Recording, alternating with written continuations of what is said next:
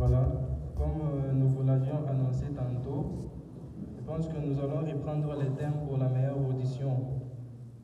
Le thème c'est le pape François et sa dernière lettre encyclique en date, Dilexit Nos. Et ce thème se base sur l'amour humain et divin du cœur de Jésus-Christ, publié le 24 octobre 2024. Et alors, nous vous demandons d'être toute oreille à notre conférencier.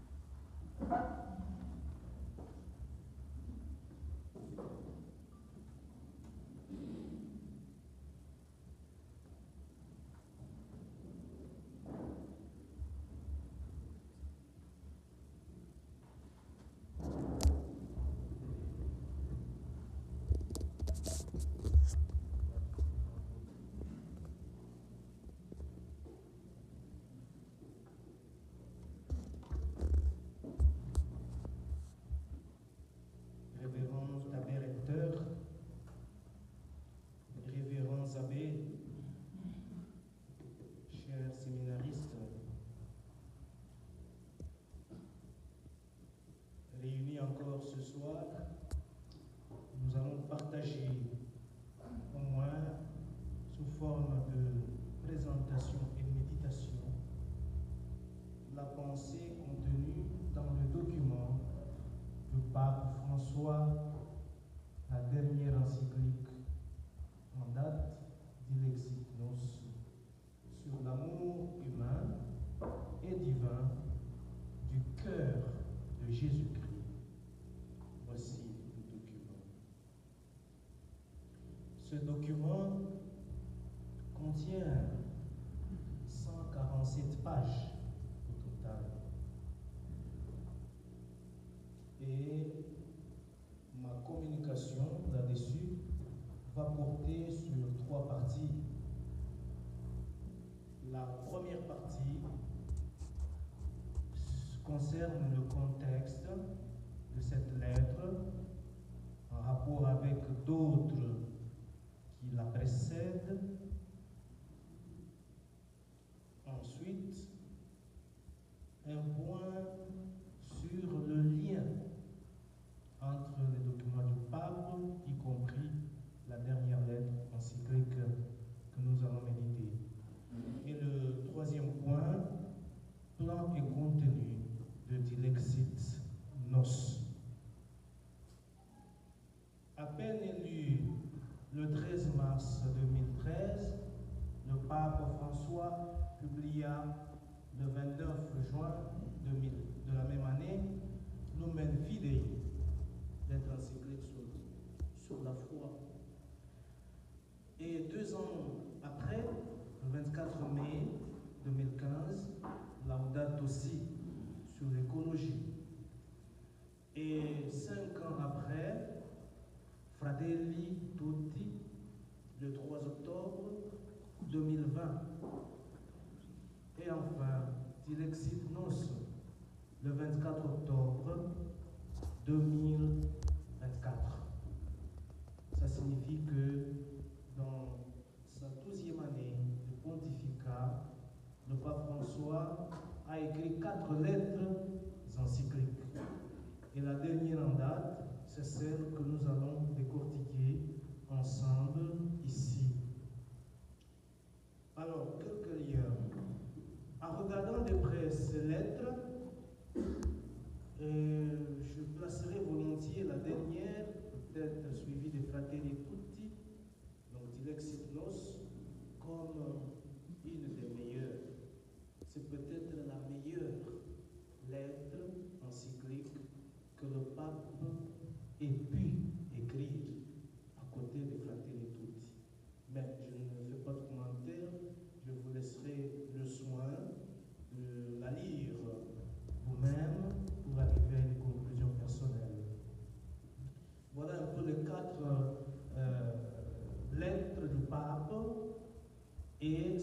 nous est donné aujourd'hui entre aussi dans le contexte qui ne l'écarte pas de la continuité de l'enseignement du magistère. Tout le point 2, lien entre les documents de Pape François. Il me semble que chaque document de Pape François se rattache d'une manière ou d'une autre, soit au magistère antérieur, précédent, surtout Benoît XVI, soit à un événement significatif de son pontificat, soit à une figure de référence de son ministère pétrinien. Ainsi, Lumen Fidei a été écrite, dit-on, dans le contexte où le pape Benoît XVI aurait laissé le manuscrit et que le pape François, arrivé et lu, pontife, a parachevé et publié. La deuxième lettre encyclique, Laudato Si, c'est en rapport avec son saint patron pour déployer une spiritualité franciscaine qui se rattache à la mystique du cosmos, à la mystique avec la nature, la fraternité avec tous les êtres, les créatures, aussi bien rationnelles que non rationnelles. Voilà le leitmotiv de Laudato Si, et le pape lui-même justifie cela dans cette lettre au numéro 10. Fratelli tutti, un peu comme en son temps Pie XI, qui avait écrit une lettre encyclique qui ne portait pas de titre en latin. Ceci non plus, Fratelli tutti, c'est des mots tout crachés du Poverello, c'est-à-dire François d'Assise, tel qu'il les avait prononcés, et le pape, honorant sa figure patronymique pontificale, a voulu prendre ces deux mots tels quels pour rappeler la dimension sociale de la fraternité et de l'amitié. Et alors, dilexit nos, si c'est la dernière en date, nous prions qu'elle ne soit pas la dernière tout court, parce que le pape pourrait encore écrire, et nous prions qu'il revienne sur ses pieds et nous produise encore. Mais si cela arrivait, que ce soit la dernière, ce ne sera pas une malheureuse coïncidence, parce que Dilexit Nos nous ramène au début même du pontificat, par son contenu. Le début du pontificat du pape François est en lien avec sa devise épiscopale qui s'était choisie, à savoir Miserando et Eligendo. En commentant l'épisode de Matthieu, le pape a choisi ces deux mots pour signifier le sentiment du cœur de Jésus en face de Matthieu, qu'il avait regardé au lieu de négoce où les gens le voyaient comme un escroc, comme un débrouillard, mais plutôt voleur, etc. Mais le regard de Jésus posé sur Matthieu était bien différent des regards de tous les passants. Jésus le regarda alors avec un regard profond, un regard de miséricorde, un regard de pitié, et il a su détecter ce qu'aucun autre n'a vu en Matthieu, et il l'aima. Miserando, le regardant avec profondeur et pitié, il le choisit, il l'aima. Alors, dilexit nos, diligere, c'est en fait aimer, et eligere, c'est également choisir, mais avec la nuance d'aimer. Et donc, il faut lier la devise du pape François avec sa lettre encyclique pour en décortiquer la signification. Je vais entrer dans le contexte africain pour situer cette lettre encyclique. Cette lettre a un écho dans notre contexte. Dans l'anthropologie africaine, il n'y a pas de différence entre l'homme et son cœur. Ce sont deux entités interchangeables. L'homme véritable se cache dans le cœur, et le cœur de l'homme, c'est vraiment l'homme lui-même.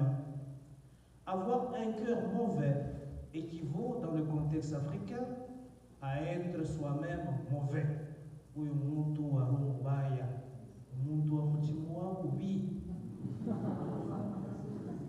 On veut dire simplement qu'il est méchant. Et par là, la théologie africaine pourrait nous aider à comprendre que le cœur de Jésus-Christ, c'est vraiment Jésus-Christ lui-même. Et de ce point de vue, la vénération du Sacré-Cœur de Jésus devrait avoir une autre ampleur en Afrique qui a une telle richesse culturelle. Et le contexte de ce document d'Ilexit Nos est en lien avec le 350e anniversaire de la première manifestation du Sacré-Cœur de Jésus-Christ, alors à la Sainte Marguerite, Marie Alacoque, en 1673. Et cette célébration court depuis le 27 décembre 2023 et va se clôturer le 27 décembre, le 27 juin plutôt 2025. Nous ne serons plus au séminaire, mais cette soirée nous permet d'entrer aussi vivement dans cet événement festif, à savoir célébrer la première manifestation du Sacré-Cœur de Jésus-Christ. Dilexit Nos et son lien avec d'autres.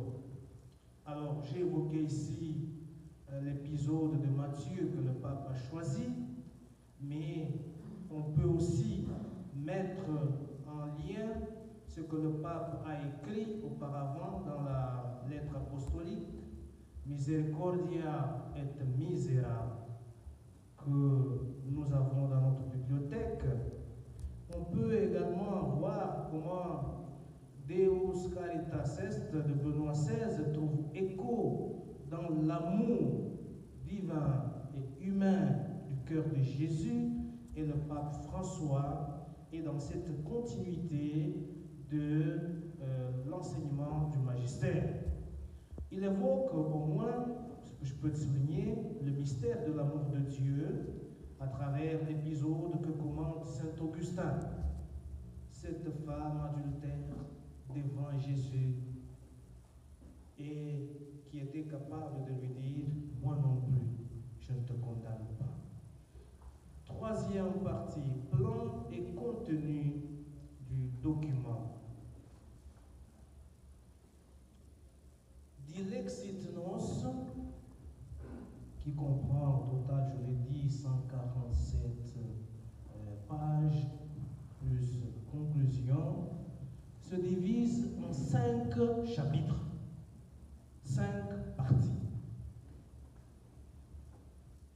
Et les 5 parties sont échelonnées. La première partie s'attelle à montrer l'importance du cœur, de la page 7 à la page 26. Le deuxième chapitre, intitulé « Des gestes et des paroles d'amour », va de la page 27 à 34. Le troisième chapitre, intitulé « Voici le cœur qui a tant aimé », de 35 à 62. Le quatrième chapitre, « Amour qui donne à boire », l'amour qui donne à boire, va de la page 63 à 110. Et le dernier chapitre, Amour pour amour, 111 à 145. Et la conclusion, vient faire la synthèse ou le lien entre Laudato Si et Fratelli Tutti dans leur lien avec Dilexit Nos. Et le pape souligne que Fratelli Tutti et Laudato Si ne sont pas étrangères à Dilexit Nos. Vous comprendrez pourquoi j'ai tenu au début à souligner ce lien-là qui revient dans la conclusion. Voyons le chapitre 1er, chapitre 1, l'importance du cœur. Le pape parle d'un constat, à savoir que le symbole du cœur, pour parler de l'amour de Jésus-Christ, varie et il est à remarquer dans toutes les cultures. Et il veut par là, lui le pape, répondre à la question de ceux qui se demandent si cela a encore un sens aujourd'hui. Parler du cœur aujourd'hui, est-ce encore un sens? Ça a encore un sens. Dilexit Nos, DN numéro 2. Pour ce faire, le pape François déploie une grande érudition au sujet du terme cœur. Il est allé fouiller dans le grec antique, profane, chez Homère, dans l'Iliade, chez Platon, dans Timée, pour arriver au concept dans son enracinement biblique. Dans le grec profane, le pape trouve que cardia désigne le tréfonds des êtres humains, des animaux et même des plantes. Cardia, le tréfonds. Et chez Homère, le pape trouve que le cœur désigne un centre corporel, émotionnel et spirituel de l'homme. Et chez Platon, le pape fait cette découverte, à savoir que Platon considère le cœur comme la synthèse du rationalisme et des passions. Donc ce qui est irrationnel et ce qui est rationnel. En revenant à la Bible, le pape s'attelle sur l'évangile du disciple Emmaüs, Luc 24, 32. Notre cœur n'était-il pas brûlant quand il nous parlait des Écritures? Et même Hébreux 4, 12. La parole est efficace, la parole est performative, la parole qui peut l'arrêter, etc. Dans l'Ancien Testament, les fondements bibliques de Dilexit, le pape va creuser dans le livre des Juges 16, chapitre 16, verset 15, où Dalila, la femme de Samson, dit à ce dernier que ton cœur n'est pas avec moi et pourtant tu dis que tu m'aimes. Comment peux-tu dire que tu m'aimes alors que ton cœur n'est pas avec moi? Jérémie 17, verset 9, le pape écrit en citant Jérémie, le cœur est rusé, le cœur est rusé, plus que tout, et pervers. Qui peut le pénétrer? En allant dans le livre de Proverbes 4, 23 à 24, le pape découvre cette pensée. Plus que sur toute chose, veille sur ton cœur.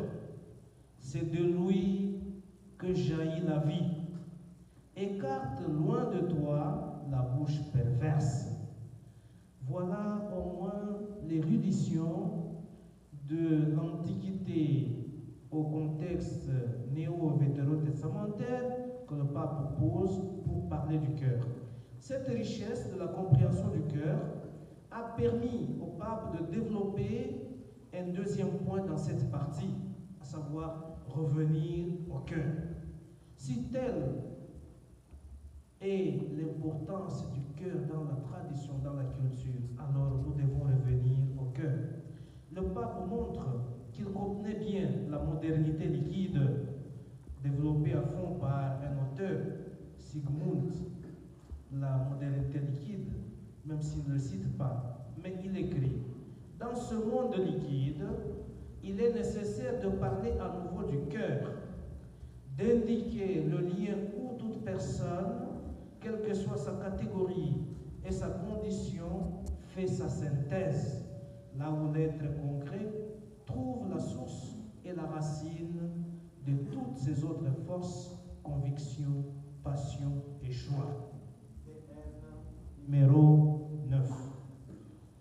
Les mondes des consommateurs, dit le pape, en série, vivant au jour le jour, dominés par le rythme des bruits, de la technologie, dépourvus de la patience nécessaire pour accomplir le processus de l'intériorité, requiert l'être humain, souligne le pape, court le risque de perdre le centre de lui-même. À l'homme contemporain, le cœur fait défaut. Le cœur, en tant que principe intérieur qui crée l'unité et l'harmonie de son être et de son agir, l'homme est perturbé et divisé. Le pape déplore la dévalorisation du centre intime de l'homme, le cœur. Le cœur a peu de place dans l'anthropologie et il est une notion, on dirait, étrangère à la grande pensée philosophique. On lui a préféré des concepts de raison, volonté, liberté, et du coup, la signification du cœur est vague. La dévalorisation du cœur conduit même à la perplexité au non-sens de parler avec le cœur, agir avec le cœur, mûrir et prendre soin du cœur. Ainsi, nous passons à côté de l'histoire et même de nos histoires, la véritable aventure personnelle. Et le pape, pour illustrer un cas de figure, évoque le roman de Dostoïevski, cet auteur russe qui a écrit Les démons, et commente avec Romano Guardini, qui aurait dû être son auteur pour la thèse de philosophie, mais le pape a été rappelé des études parce que nommé supérieur quand il est arrivé en Allemagne. Il commente un des personnages de ce roman, Stavrogin. Il dit: il n'a pas de cœur, son esprit est donc quelque peu froid, impitoyable, et son corps est empoisonné par l'inertie et la sensualité bestiale. Et le pape souligne par là que cet homme pourrait être l'exemple de tout un chacun de nous, toutes les fois que nous agissons comme si nous n'avions pas de cœur. Manquer de cœur, avoir l'indifférence devant soi, devant les guerres, devant des atrocités, c'est vraiment vivre sans cœur. Et le monde qui se laisse aller à des violences devient un monde sans cœur. Le pape rejoint les intuitions de l'anthropologie africaine lorsqu'il écrit: on pourrait dire que je suis mon cœur, car c'est lui qui me distingue, me façonne dans mon identité spirituelle et me met en communion avec les autres. DL numéro 14. Donc le mot cœur, Angérie le Saint-Père, est important pour la philosophie et la théologie qui cherchent à réaliser une synthèse. Aucune science humaine ne l'épuise, ni la biologie, ni la psycho, ni l'anthropologie. Le pape est aussi séduit par la pensée de Martin Heidegger qu'il évoque. Selon ce dernier, l'acte philosophique ne commence pas par un concept pur ou une certitude, mais par une émotion. Sans l'émotion, dit-il, la pensée ne peut pas commencer. La première image de la pensée, écrit Heidegger, c'est la chair de poule. C'est l'émotion qui fait réfléchir est questionné. La philosophie se fait toujours dans un état d'âme fondamental qu'il appelle Stimmung. Un troisième point que le pape développe dans ce chapitre, le cœur qui assemble les fragments. Alors, le cœur doit être capable de jouer son rôle, d'être un centre unificateur. Mais parfois, on s'enferme dans l'égoïsme. Et dans cet état, l'autre disparaît de notre horizon. On devient incapable d'accueillir Dieu. Pour recevoir le divin, nous devons bâtir une maison d'hôtes. Le pape souligne une autre qualité du cœur, à savoir sa capacité d'unifier et d'harmoniser l'histoire personnelle qui semble fragmentée en 1000 morceaux, mais où tout peut avoir un sens. Et l'exemple qu'il donne pour ce faire, c'est Marie dans l'évangile de Luc, qui elle gardait toutes choses et les méditait, donc sineterei, et les méditait son palousa dans son cœur. Et le verbe sumbalein, c'est mort pour le pape, a plusieurs sens: méditer, unir deux choses dans son esprit, s'examiner soi-même, réfléchir, dialoguer. Et c'est donc là une activité du cœur dans le cœur. La poésie et l'amour, dit le pape, sont nécessaires pour sauver l'homme. À notre intelligence artificielle, l'homme a besoin de la poésie et de l'amour. Tout signifie dans le cœur qui peut être le siège de l'amour avec la totalité de ses composants spirituels, émotionnels et physiques. Enfin, le pape conclut ce chapitre en disant: si l'amour règne dans la personne, celle-ci réalise son identité de manière pleine et lumineuse, car tout être humain a été créé avant tout pour l'amour. Il est fait dans ses fibres les plus profondes pour aimer et être aimé. Le pape nous invite, chacun face à son mystère personnel, à se poser cette question décisive. Ai-je un cœur? Un autre concept que le pape développe par la suite, c'est le feu.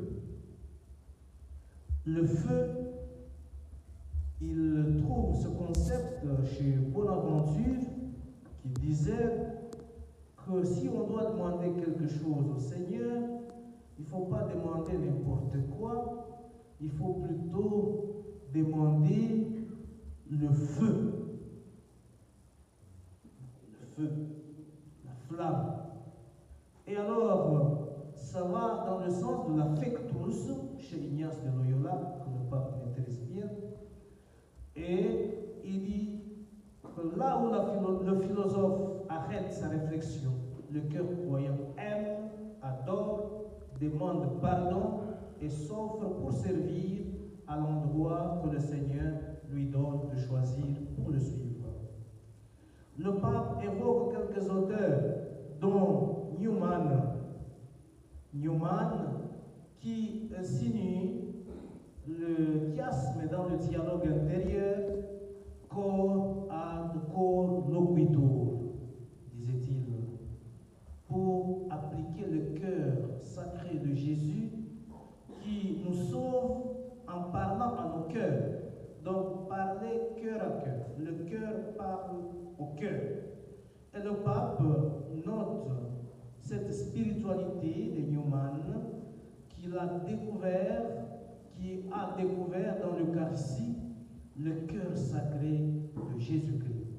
Alors, il y a une théologie de l'Eucharistie qui se cache dans les Lexis Notes, parce qu'à partir du cœur sacré de Jésus-Christ rayonne la divinité, rayonne le Christ lui-même. Le dernier point, le monde peut changer à partir du cœur. Ce point est en même temps une conviction profonde que le pape exprime dans la foi et l'espérance. Le pape puise cela dans Gaudium et Spes. Nous avons tous à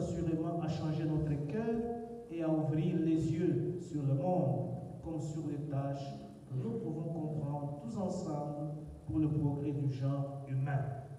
Et le pape clôture cette partie en citant Lumen Gentium, qui dit: quant au ferment évangélique, c'est lui qui a suscité et suscite dans le cœur humain une exigence incoercible de dignité. Mais, écrit le pape, pour vivre selon cette dignité, il ne suffit pas de connaître l'évangile ou de faire mécaniquement ce qu'il commande. Nous avons besoin de l'aide de l'amour divin. Alors, allons au Christ, c'est lui qui nous fera atteindre la plénitude que l'homme souhaite de tous ses voeux. Le pape termine en disant: le Christ est le cœur du monde et sa Pâque de mort et de résurrection est le centre de l'histoire qui, grâce à lui, devient l'histoire du salut. Dans le chapitre 2, nous pouvons survoler, le pape parle des gestes et des paroles d'amour. Et dans cette partie, il développe 3 points. Des gestes qui reflètent le cœur. Le premier point. Le deuxième, le regard. Et le troisième point, les paroles. Des gestes qui reflètent le cœur, le regard et les paroles.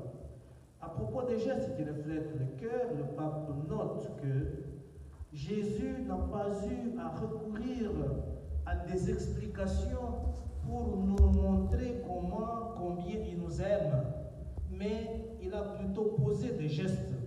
Et ces gestes-là, nous pouvons les contempler dans les évangiles. Il a fait de nous les siens, Jean 1, verset 11. Il a fait de nous des amis plutôt que des serviteurs. Il a guéri les malades. Et son nom en dit long, Emmanuel, Dieu avec nous. Il s'est rendu proche de nous, de notre vie, vivant parmi nous. Il s'est même anéanti, Philippiens 2, verset 7, par amour pour nous. Et donc, il est même parti à la rencontre de la Samaritaine et a changé sa vie. Jean 4, 5 à 7. Ici, nous pouvons penser à la lettre pastorale de Monseigneur Richard, l'évangile de la rencontre. Et le pape énumère encore bien d'autres gestes de Jésus qui révèlent l'amour de son cœur, dont la rencontre avec Nicodème, etc. Enfin, le pape dit à chacun de nous: le Christ trouve un moyen de se manifester dans ta vie pour que tu puisses le rencontrer. DM numéro 38. Quand on regarde le deuxième point que le pape développe, l'auteur du Lexite rappelle l'épisode de l'évangile qui raconte qu'un homme riche, imbu d'idéaux et sans force pour changer sa vie, vint à Jésus et celui-ci fixa sur lui son regard. Marc 10, 21. Lorsque Jésus t'appelle, écrit le pape, il te convoque pour une mission. Il commence par te regarder. Il pénètre au plus profond de ton cœur. L'Évangile abonde de récits sur le regard de Jésus. Sur le bord de la mer de Galilée, il vit 2 frères.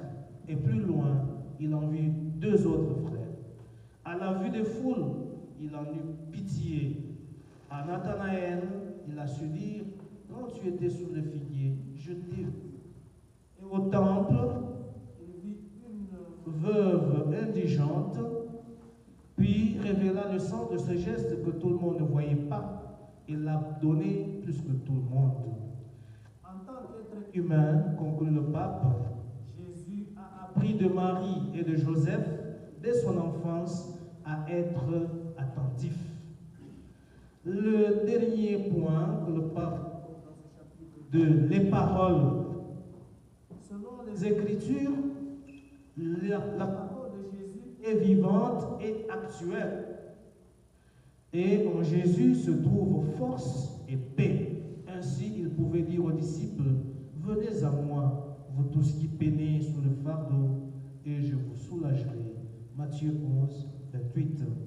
Ou encore à ses disciples, demeurez en moi, Jean 15, 4.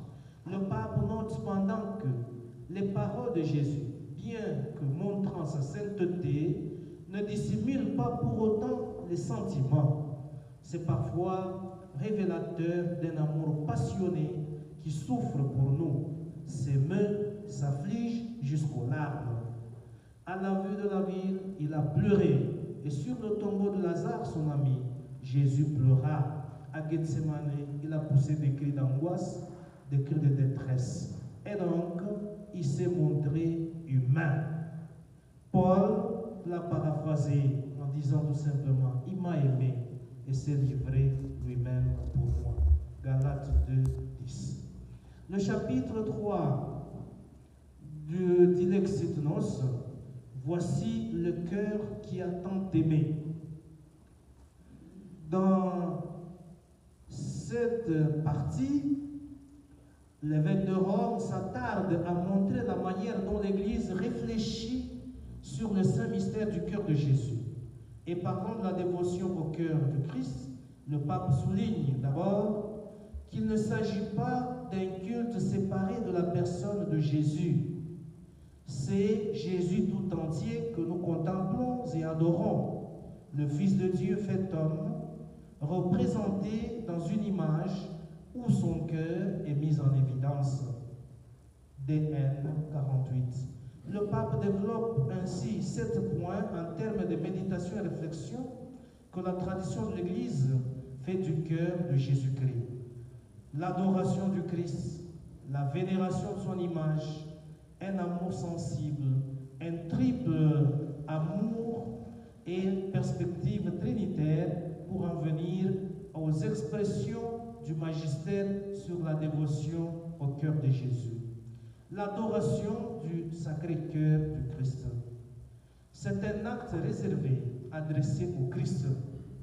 Et nous vénérons l'image, mais l'adoration va au Christ vivant, dans sa divinité et dans toute son humanité, pour nous laisser étreindre par son amour humain et divin. Il est adoré en tant que cœur de la personne du Verbe, auquel il est inséparablement uni. Dans les contes de chez nous, je me rappelle un qui mettait en scène 2 personnages, un crocodile et un singe. Le crocodile mâle avait une femelle malade dont le remède exigeait le cœur d'un singe. Comme par hasard, les 2 bêtes se sont rencontrées au rivage, alors que le singe voulait gagner l'autre rive. Il supplia au crocodile de l'aider, et ce dernier s'est montré gentil, et le singe se posa sur le dos du crocodile. Arrivé au milieu des eaux, le crocodile s'est rappelé que sa femelle devait guérir uniquement en consommant le cœur d'un singe. Alors, il a exprimé cela, sa préoccupation à son ami et dit, mais voilà. Et alors, le singe de s'exclamer, il dit, oh là là, mon cher, à moi, mais pourquoi tu ne me l'as pas dit quand nous étions au rivage, au bord du lac? J'aurais dû te le donner sans problème. Mais comme c'est urgent pour toi, dit le singe, et que tu dois sauver une vie, rentrons vite là d'où nous venons. Là, je vais te donner un cœur persuadé. Alors, convaincu de ce manège, le crocodile tournant la queue et se tournant pour rentrer. Le singe n'a pas attendu qu'il arrive jusqu'au bout. Il a sauté d'un crocodile qui vous bafoue. Donc, stupide. Depuis quand quelqu'un peut laisser son cœur et se promener sans lui tout ça? Alors, honte de chez nous. Le pape insiste ici. La dévotion au cœur de Jésus, ce n'est pas isolé de la personne de Jésus. C'est tout droit. Alors, je suis heureux que ceci rencontre l'anthropologie africaine Romubaya signifie Mutumubaya. Et le pape nous remet à redécouvrir encore cette spiritualité du cœur de Jésus. La vénération de son image, et le pape souligne qu'en vénérant l'image du cœur de Jésus, ce n'est pas une image fabriquée, une image dessinée. C'est l'image du cœur de Jésus. Il y a quelque chose de réel. Contrairement à d'autres images, l'image du cœur de Jésus comporte quelque chose de réellement uni à la personne, car le cœur de l'homme, c'est l'homme lui-même. Alors, le pape nous invite aussi à développer cette sensibilité du cœur, être capable de remplir pleinement son humanité. Et il dit, amour et cœur ne vont pas toujours naturellement ensemble, parce que le cœur peut être aussi le refuge de l'égoïsme, de l'indifférence, de la haine et même d'autres mots. Donc si le cœur signifie l'homme, il ne faut pas être naïf pour conclure que cela suffit, parce que le même cœur peut abriter des jalousies, peut abriter des choses pas toujours. Alors le pape fait recours au père de l'Église, source patristique, et affirme que la réalité concrète et tangible des affections humaines apparaissent bien chez le Père. Saint Basile, Saint Jean Chrysostome, Saint Basile insiste sur le fait que l'incarnation du Christ n'est pas une chose imaginaire.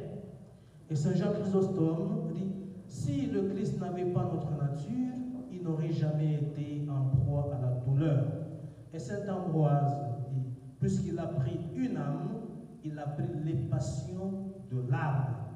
Et Augustin, le Seigneur a pris sur les affections humaines, non pas par nécessité de sa condition, mais par sa volonté de miséricorde. Et le point suivant que le pape développe, un triple amour.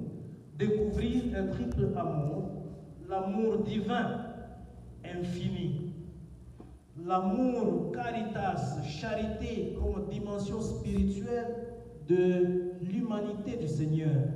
Et troisièmement, le cœur comme symbole de son amour sensible, être compatissant, sensible. Il vit la foule et il eut pitié. Les perspectives trinitaires ne manquent pas dans Ilexit Nos, car l'amour du cœur de Jésus, c'est en fait concrètement de la christologie nette. Cela concerne directement le Christ. Mais le Christ nous dit, je suis le chemin, la vérité et la vie. Nul ne va au Père sans passer par moi. Et donc le Christ implique lui-même une autre dimension, de la christologie à la théologie. Et la troisième dimension, pour la Trinité, le Christ dit dans sa louange, il dit qu'il tressaille de joie sous l'action de l'Esprit Saint. Je te bénis, Père, Seigneur du ciel et de la terre. Luc 10, 21. Et donc, Dilectis Nos déploie cette dimension trinitaire en partant même du cœur de Jésus. Et alors, pour terminer ce chapitre, le pape passe en revue les expressions du magistère sur la dévotion du cœur. Il note 5 papes, Léon XIII, Pie XI, Pie XII, Jean-Paul II et Benoît XVI. De Léon XIII, le pape note que ce dernier nous invitait à l'union avec le Christ, à l'admiration de la splendeur de son amour infini. Et Pie XI exaltait cette dévotion comme une synthèse de l'expérience de la foi chrétienne. Pie XII affirmant que le culte du Sacré-Cœur exprime de manière excellente une sublime synthèse de notre culte envers Jésus-Christ. Et Jean-Paul II